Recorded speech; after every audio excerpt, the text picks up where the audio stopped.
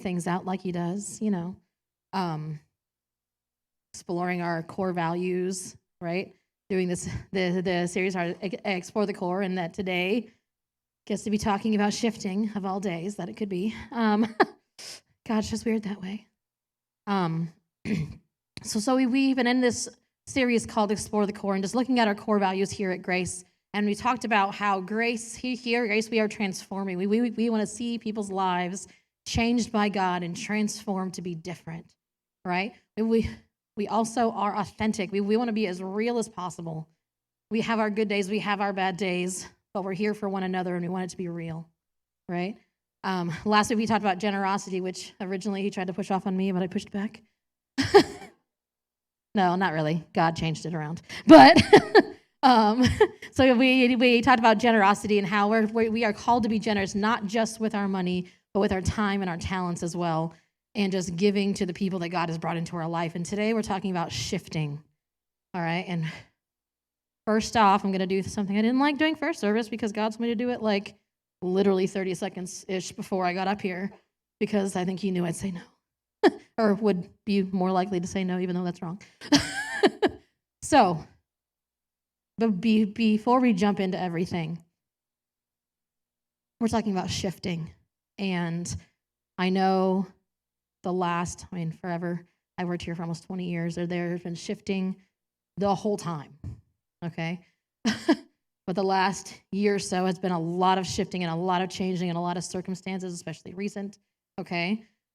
But one thing that God made very clear right before I got up here this morning was that people will come and go, like as we talk about with shifting, that the truth and the message never change, right? But the tools and the methods that God uses to reach the lost and to share God's love can and will change, and they need to change. And I can think of the last almost 20 years that I've worked here, 24 years that I've attended here, right? No, 25. Oh, man. I'm getting old. The number of people I've seen go in and out of this place, the number of people I've seen on this stage, in this building, doing ministry here, preaching here, worshiping here, praying here, following God here. God is not done doing that, okay? We've had different pastors, different worship leaders, different singers, different everything, and that's not changing. But sometimes it shifts, and sometimes we like it, and sometimes we don't. And one thing he pointed out to me very specifically was that, you know what? This is not Jen's keyboard. This is God's keyboard. This is the church's keyboard. Other people will play this keyboard, and that's okay. Because other people have. Well, not this particular one, but other ones. Because other people have. Other people have stood in this spot, right? Someone else has stood in this area playing guitar, right? This is not, well, that's Kyle's spot to stand. He plays the bass there. It's his spot, right? Other people will be there. This is the rough one, because I didn't want to go back here on first service either. These are not Stephen's drums. These are God's drums. These are the church's drums. Other people will play these drums. Adrian will play these drums. Other people that God brings here will play these. And that's okay. This is not Jenna's spot to stand only, right? This is not Jim's spot to stand only, and no one else is allowed to stand there. Heaven forbid. Or else we'd have people in all sorts of places because, well, 20 years ago, someone else stood there, so I can't stand there. I have to stand over here now. So now we're only on the edges of the stage because that's only that person's spot. That's not how this works. It's not how God wants it to work. We did not go through the 5 years that Nate was here breaking molds and changing up traditions that had become idols for no reason, and we're not going to start now. Okay? That's not going to become something that is more important than what God's doing in this place, and that's not going to change. Okay, that was just a bonus that came this morning, so there you go. So we talk about shifting and the fact that the truth, God's truth and message never change. That never changes. The word is truth. God's word is truth. His love is there. That does not change. But the tools and the methods that we use to reach the lost and to spread God's love, that will change. Different people will be here doing that. Different people will be in these seats doing that. Right? That can and will change. That may look different. For years, it looked like giving away food and giving away clothing and giving away furniture and all the things that God had for us. Until he said, okay, now put it down. I have something else. And so we shift. Because our desire here at Grace is to shift into anything that God is calling us to do, whether it's to let something go or pick something up. Okay, God, we're being obedient. We're going to walk in this with you because you are the one in charge. This is your church. This is not us. This is not my church. I'm part of it. I'm part of these people. But it's not ours. And the verse that we think of as a leadership, when we think about that, the truth and the message never changes this. In Hebrews 13:8, it says, Jesus Christ is the same yesterday and today and forever, right? Jesus Christ is the same yesterday and today and forever because he does not change. He does not change. And as I was getting ready for this message, there was another verse that I know in my personal life has had a great impact, and that's Hebrews 13:5, which says, never will I leave you, never will I forsake you, right? But that's also part of this. It's only 3 verses before Jesus doesn't change, right? So let's look at this verse in context. Keep your lives, this is at the end of a letter, also, the end of this chapter, or book, I mean. And so they're saying different things like, hey, this, and this, don't forget these, like, because at the end of, like, a phone call, you're like, hey, don't forget, hey, this, oh, that, okay, bye. Okay, so that's what he's doing here. Keep your lives free from the love of money and be content with what you have, because God has said, in Deuteronomy, never will I leave you, never will I forsake you. So we say with confidence, the Lord is my helper. I will not be afraid. What can mere mortals do to me? Remember your leaders who spoke the word of God to you. Consider the outcome of their way of life and imitate their faith. Jesus Christ is the same yesterday and today and forever. Do not be carried away by all kinds of strange teachings. Right? And so we look at that in context like, I will not leave you. Don't forget these things. Because God doesn't change. Yes, remember the people that have come before. Remember the people that have poured into your life. But Jesus is the one that is the same yesterday, today, and forever. And then a few verses down, it continues and goes, and do not forget to do good and to share with others, for with such sacrifices God is pleased. Have confidence in your leaders and submit to their authority because they keep watch over you as those who must give an account. Do this so that their work will be a joy and not a burden, for that would be of no benefit to you. Pray for us. We are sure that we have a clear conscience and desire to live honorably in every way. This is just a few verses down, right? Live this way. Don't be swayed. Listen to the people in authority in your life, because you know how we shift around here? God uses the people that he has put in authority in this place, and he tells them things and says, hey, we need to do this. And we say, yes, sir, let's do it, right? It's not our job to question God and be like, but how's that going to work? Can I get all the details first? Can I get all the information before I start? No. Sometimes we just do things because God has asked us to do things, and we're just going to walk in it. And you know what? We'll figure it out because God will figure it out, and he'll equip us, and he'll give us everything we need to accomplish that as we go. It is way better if you guys are on board than us having to drag you along, okay? Like a 3-year-old throwing a temper tantrum, okay? The truth and the message don't change. The truth and the message don't change. But what does change is the way that we do that, the things that we do, the things on the walls, right? The way our property looks, what ministries we do in the community. All that stuff can change. The people that are here. In 1 Corinthians 9, as Paul's talking, it says, though I am free and belong to no one, I have made myself a slave to everyone, to win as many as possible. To the Jews, I became like a Jew, to win the Jews. To those under the law, I became like one under the law, even though I myself am not under the law, so as to win those who are under the law. To those not having the law, I became like one not having the law, though I'm not free from God's law, but I'm under Christ's law, so as to win those not having the law. To the weak, I became weak to win the weak. I have become all things to all people, so that by all means I might save some. I do all this for the sake of the gospel, that I may share in its blessings. Okay? I become all things. He says, I become all things. When I'm with people that are under the law, I'm going to do things that won't make them upset and confused and whatever, right? I'm going to be there to point them to Jesus. When I'm with these people over here, I'm not just going to purposefully do things to make them upset.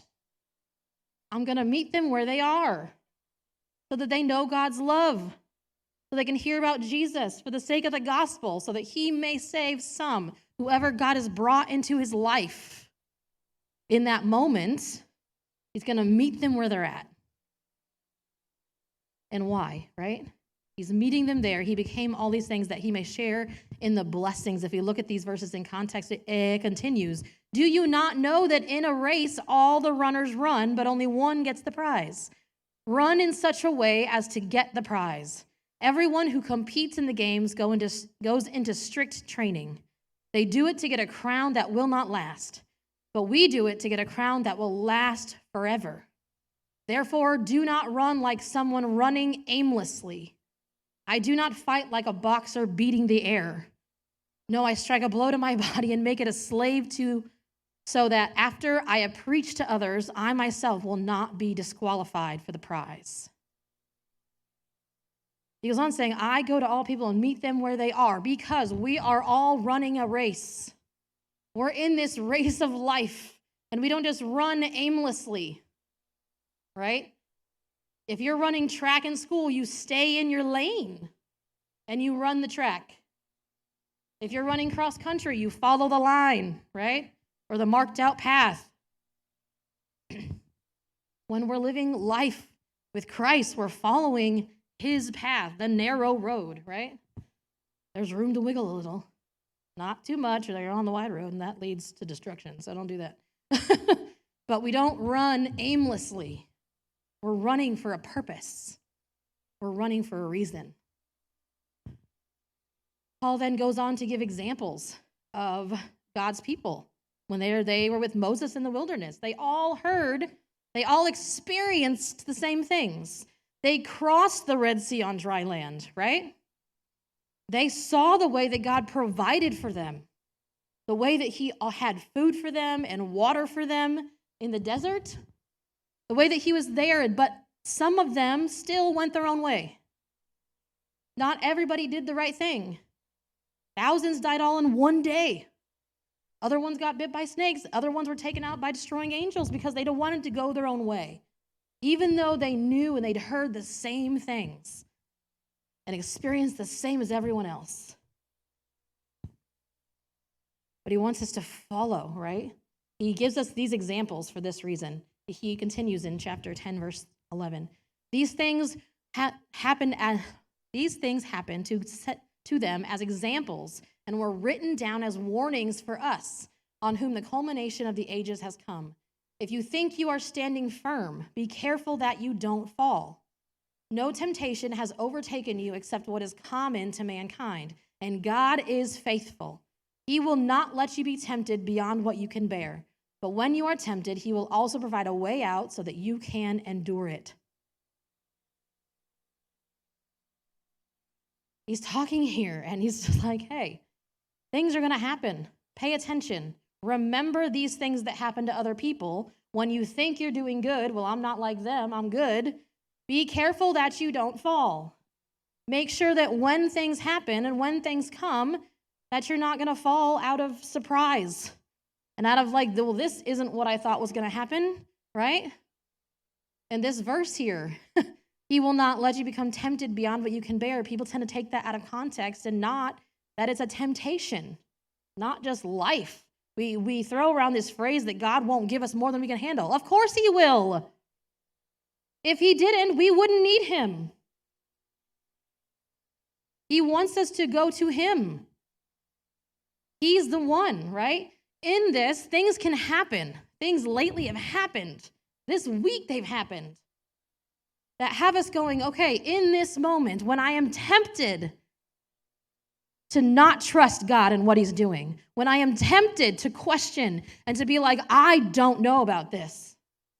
I don't know what's happening. When I'm tempted to not be faithful because it's hard, when I'm tempted to not trust, there's a way out. In that moment, that temptation will not be too strong for you to walk away from. He provides a way out so you can endure it. Not that you can sit in it, you can endure it. And so we talk about these things as being shifting. And I was getting ready for this message the last few weeks, just thinking, and last Sunday I posted a post about turning 40, and a reflection of my life. Shannon was like, "Is this a preview of your sermon? What are you doing?" And I was like, "What do you mean?" I didn't even think about it that way until she said it. and so God's like, "You're gonna share your story today." I'm like, "I'm what? Okay. I've shared pieces of it before." But you guys get different parts than first service, so you guys get a little extra. I'm not sure that's a good thing, but it's a little extra. So, my story, once upon a time, a baby was born. She had an older brother who was 2, and he wasn't quite sure. So, I was born to my mom and dad. Dad were together. My mom, this was her first marriage. My dad was married one time prior because I have older half-siblings from that side. And so I was born, and I already had a brother, and a sister came along 2.5 years later, and away we went, right? And so as I posted last week, for those that saw it, throughout my growing up years, birth through 12th grade, when you think of your growing up years, I lived in 7 towns and 13 homes and in 2 states and all sorts of things in between, right? And so we kind of moved all over. We never were at one school. I went to 5 different schools from K through 12. The longest I was at one school was 4 years, and I was twice. So at the beginning and toward the end, but not the end. So K through 3rd grade, and then 4th and 5th grade in one place, a different state, and 6th grade, and back in Archbold, and 7th through 10th.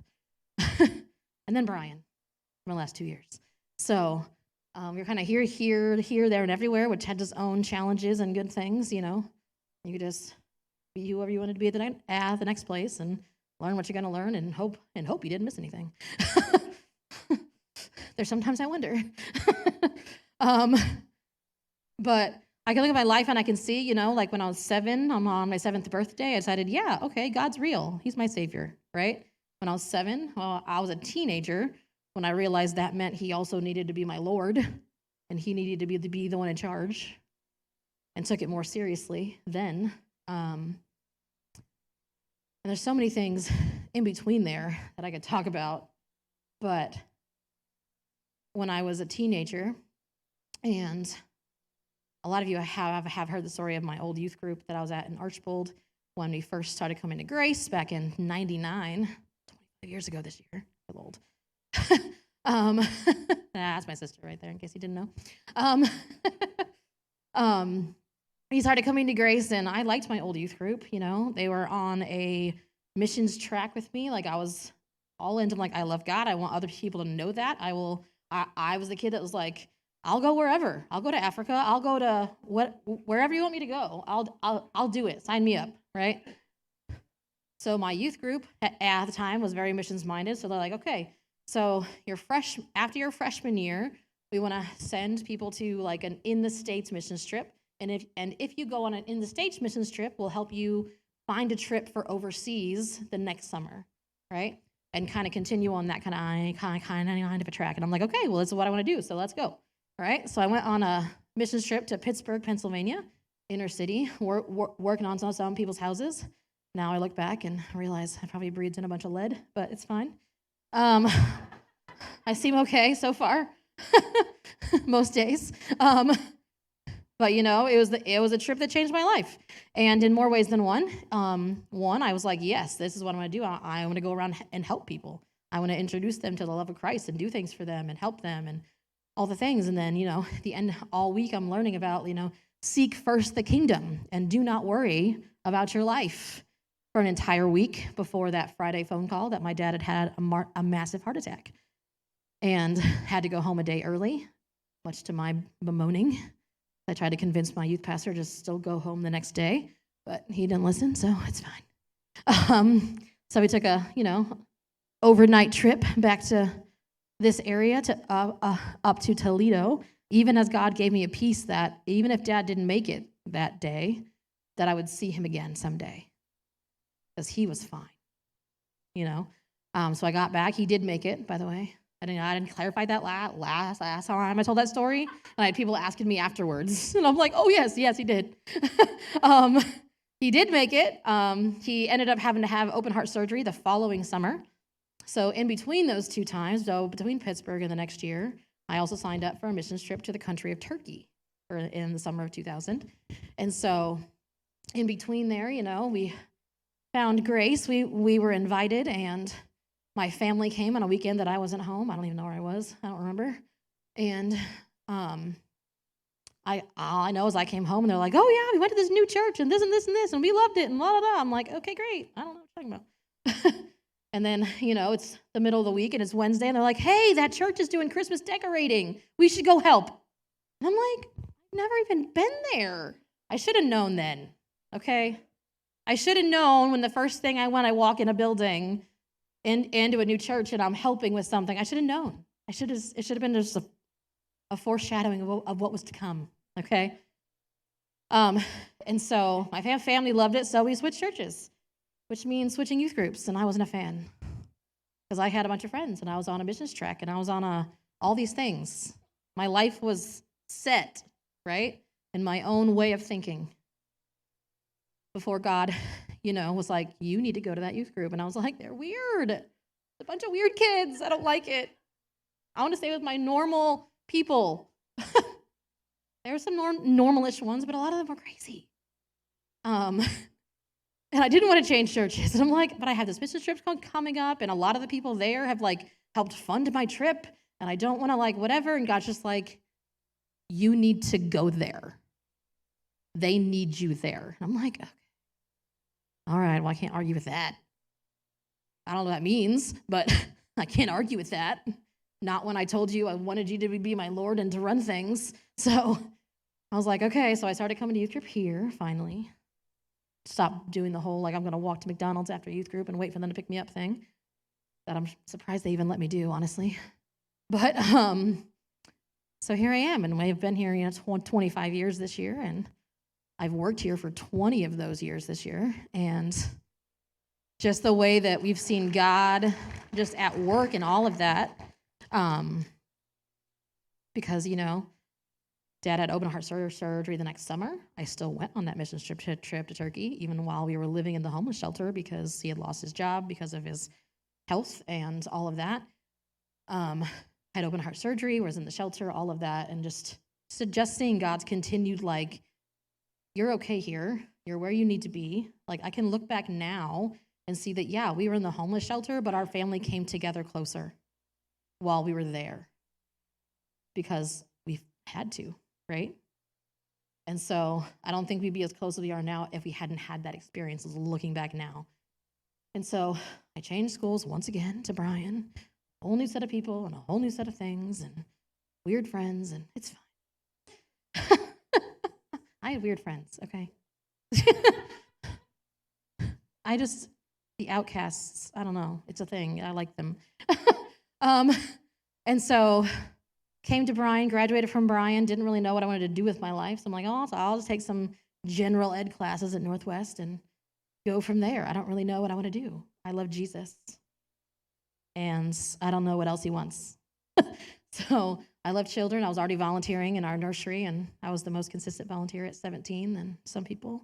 I went through lots of helpers. I don't know why.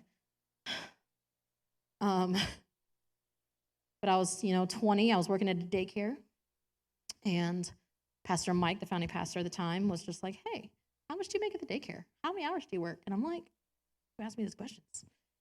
But, back then it was minimum wage at $6. So it was great. He's like, okay, thanks. That's all he said. I'm like, why are you, okay, whatever. And then he asked me one time if I wanted to come on. They didn't have a children's ministry person at the time, and so they asked me to come on as a children's ministry director, which that was great. I loved kids and I loved Jesus, and that's really it. I knew nothing. Any admin skill that I have now is thanks to Shannon Cooley and her dad, Mike, because I didn't have any. I was 20 years old and knew absolutely nothing except for I loved kids and I loved Jesus, right? And they took a chance on that. Here we are. I'm still here, so something must have worked. They trained me well. And so even in that, like within a year after living in the homeless shelter, my family was able to buy our house that I still live in to this day. And that was, 23 years ago. Weird, I know. It's weird. Yeah. There you are. My brother's in the back too. We're all here. We're all family men. And so on the surface, I can look back at the last, 20 plus years and be like, yeah, I've lived in the same house and I've had the same job. Well, same workplace mostly. Some of those years were half-time daycare, half-time here, and different things. But on the surface level that way, it's like, oh yeah, my life's been pretty consistent. That's not a word in my life ever.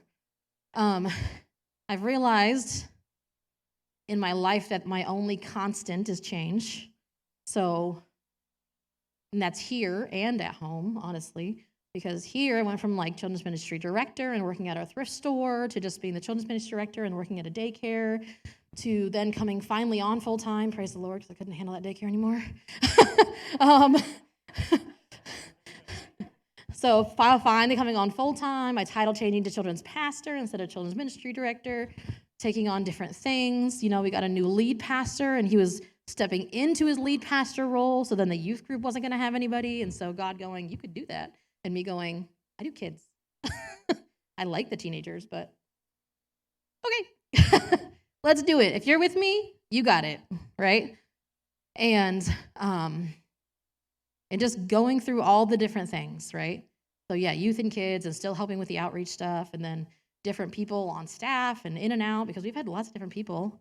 I think about now, different people in the office, like answering the phones, and all of those things have changed. Obviously, different pastors. We've had, Nate and Kevin and David, and so stay for a while, okay? That's all I ask.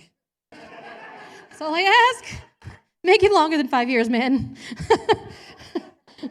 And so just the many different things, like the leadership has changed, and the people have changed, and the people in the congregation have changed, not just staff, but like just so many different things that I see shifting. If you know anything about my family, we always have someone that doesn't live, like that isn't our family, living with us. So there's been lots of different people in and out of my house. Right now, there's like 9 of us, so it's fine. Someday I'll have my own room again. It's fine. But it's shifting and walking into things that God calls you to. And it's walking in obedience to, like, we don't have room for them, to going, oh, you want me to make room for them? Got it. Okay, here we are. This is what we're doing now. And we've done that here in ministry with things. We've given up things. We've added things. We've shifted things. You never know what we're going to do with kids anymore, because we just change things all the time. And just listening for how God's leading in that, right? I think of when I first started here and didn't know a lick of anything to have to do with anything, really, besides children and Jesus.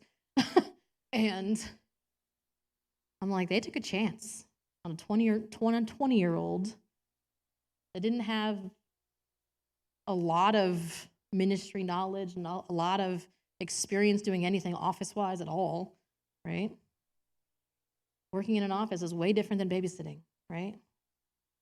So it was just different to going, okay, God, I can look back now and see God knew what he was doing, and I needed to not get stuck in the I don't know anything, I'm not ready phase of life back then.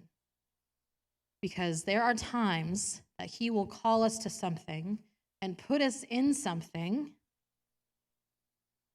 that we don't feel ready for. We don't have to feel ready for it. It's called growth. When kids grow out of their shoes, when they get new shoes, they feel big because they're not used to the extra space. They're not used to the extra, right? And that happens with us. We grow into things and we're put in things and we're put in different things and we're like, I am not equipped for this. You are. Walk in it. You'll be fine. I'm right here. And if you don't have it, God's going to give it to you. Or you're going to learn it as you go. Because if he called you to it, he'll get you through it, right? And so just remembering those things as I looked at my life and just looking at the different people that have come in and out, the different pastors that have been here and how they each impacted my life in different ways, right? I can look back at pictures of growing up and I can be like, yeah, I loved God and I loved what I was doing, but I can look at myself and go, but I wasn't okay. Something was missing. And I can see it in pictures. Because I had a pastor, when Pastor David was here, he'd come annoyingly to my office and sit there and just look at me. He didn't care about awkward silence.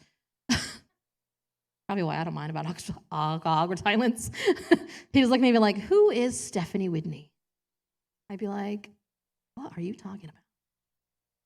This is who I am, and this is what I do. And like, not what you do, not things that are factual about your life, but who are you?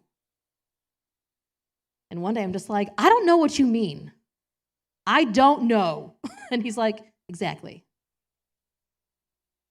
Well, that's no help. Thank you, David, very much.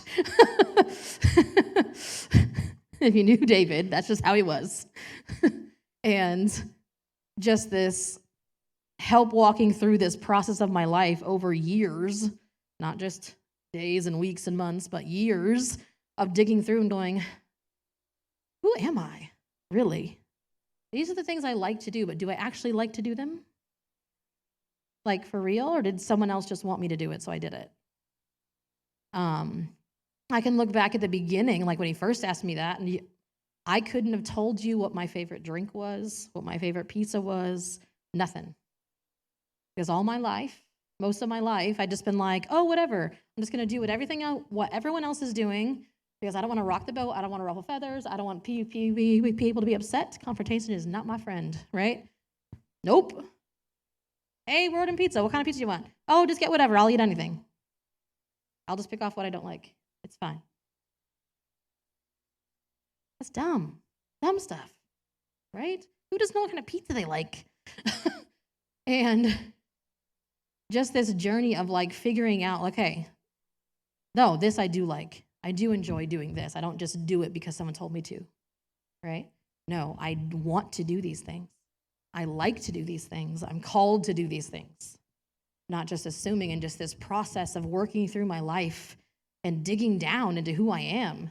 And like, just over the years, like even when I was teaching youth group, okay, we did a book called Respectable Sins. And I'm like, oh yeah, this is fine. I don't lie. I don't have a problem with that. So this lesson's going to be easy.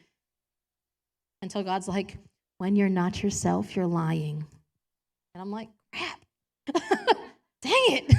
I thought this was going to be an easy book. Right? And so it just became this journey of like just being who I am. And if you knew my dad, you know that he was the king of one-liners. And he would just throw out things, sometimes under his breath, right? Not even out loud. And you'd be just like, oh my gosh, if anyone heard that, they started cracking up, right? And I'll never forget the day that I was working on saying out loud things that I said in my head, right? I say lots of things in my head. Some things need to stay there, but some things are funny and I can just say them and it's fine. I'll never forget the one day that I remember. I remember saying something out loud and my brother whips his head around and is like, "That's awesome," and starts laughing hysterically. "Keep doing that." Like, I'll never forget. I'm just like, okay, it's weird, but okay. I say it in my head, I just don't say it out loud. So, because if you knew me when I was a teenager, which some of you in here did, I didn't say 2 words to anybody, hardly ever. I couldn't even do small talk. I still am not great at small talk. Be like, I don't know. Hi, how are you? You're lucky if I get through a conversation with you without stuttering. Sorry, I don't know. I can't. I don't know. You told me then that I'd be up here preaching the who knows know what number sermon at this point. I'd be like, no, no, I don't do talking in front of people. I don't do that. That's not a thing in my life. And God's like, oh, it's gotta be. And be like, okay, great. Because we all love to learn things, right? But shifting, and we see that all throughout our life. We see that all throughout our life. And I can look back at my life and see not even like if you look at it, yeah, on the surface, it's like, yes, I've lived in the same house. 2 years ago, I bought that house from my mom. And so I'll continue to live there because God continues to use it, right? And I've worked at the same place. I am one of the few people I know that's really only had 5 jobs in their entire life. I'm okay with that, right? But just looking for the ways that I can see looking back especially, and I can see looking forward, just looking for the things. God shifted things, did different times. He shifted things when my dad was sick and I was at 16 years old. I became a daughter and a caretaker, right? When things would shift and people moved and came back, and my brother, I love him, he went away to college, so I got to use his car, and then he came back in the summer and just thought he could use it whenever he wanted. Things shift, right? I'm paying the car insurance. Come on. But things shift in our life. And I'm not talking about the kind of shifting. I'm not talking about, when I talk about shifting here at Grace, I'm not talking about the kind of shifting that happens because of our disobedience and the fact that we're on plan B, C, D, E, F, G because we won't listen. I'm talking about the shifting because God is moving something in our life. And he's saying, this is changing. This is changing. Now, sometimes things shift because of other people's disobedience. And then it shifts. That's not on us. When we talk about shifting, we're talking about when God leads us to something, when he's moving things and shifting things in our life to get us going in the direction that he wants us to go in. So we're not running aimlessly. We're not just scatter running to go wherever, running all over like a chicken with our head cut off, talking to anyone we want to run into. Right? Do it. And I think of these verses, which is different than first service. So if you're in your first service, I took one out.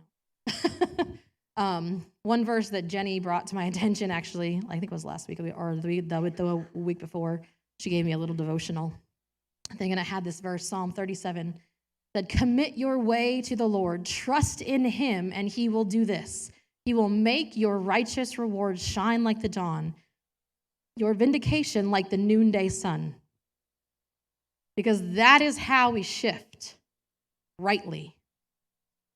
We commit our way to the Lord and we trust in him.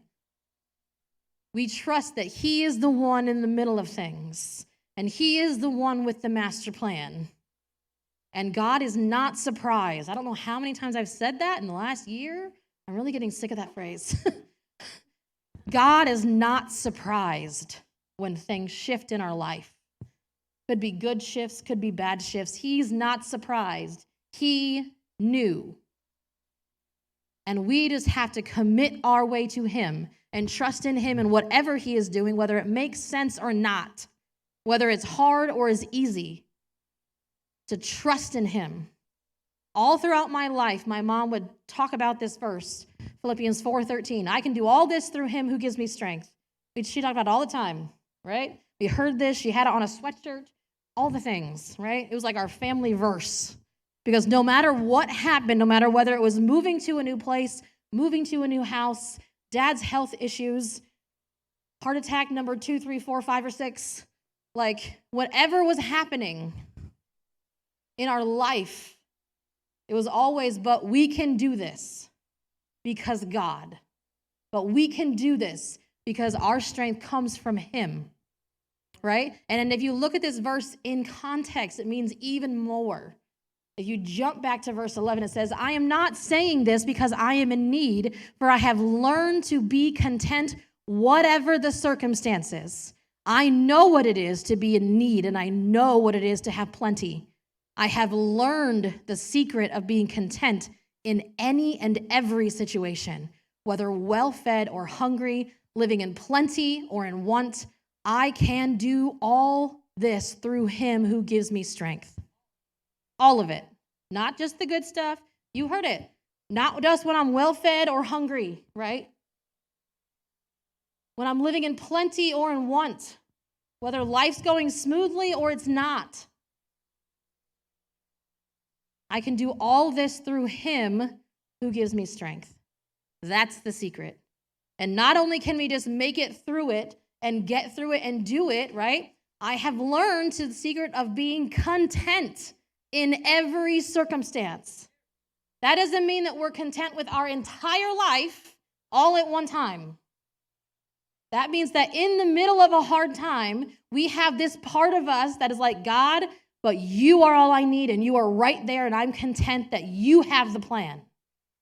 In the midst of it, I think of that verse, be still and know that I am God.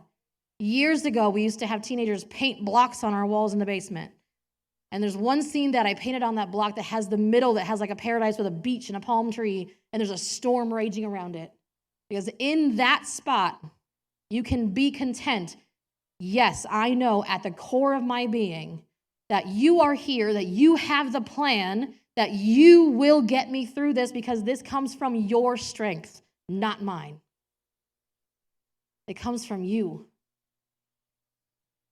Because you don't change.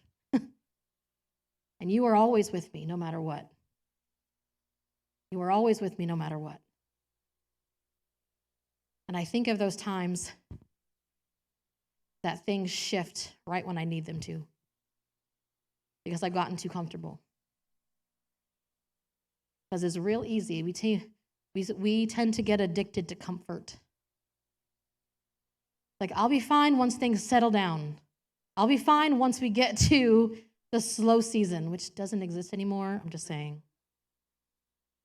I'll be fine when things are settled. You know what?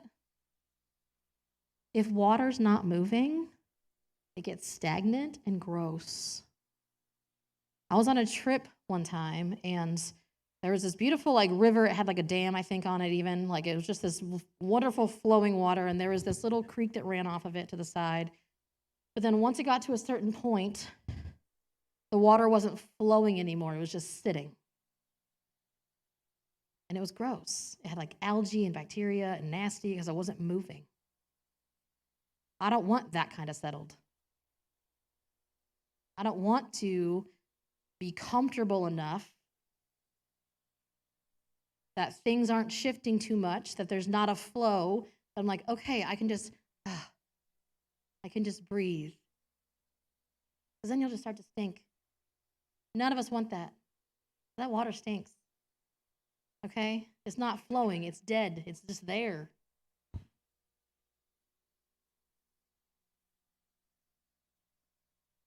And sometimes we need the shifting to keep us moving. Sometimes we need it. So what does my story have to do with anyone else? What does this have to do with anybody else in this room? All right? Just using just the example of my life and just all the different things that God has brought me to and through and all the things.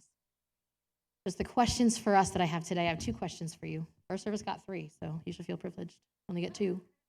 Apparently they only needed the first one. Are you choosing to trust God no matter the circumstances? Are you choosing to trust God no matter the circumstances? And yes, you can feel that temptation to be in despair and not see the hope and to not trust.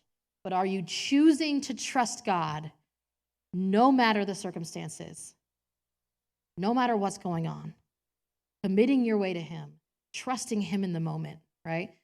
And are you seeking God for contentment in the place where your life is shifted right now?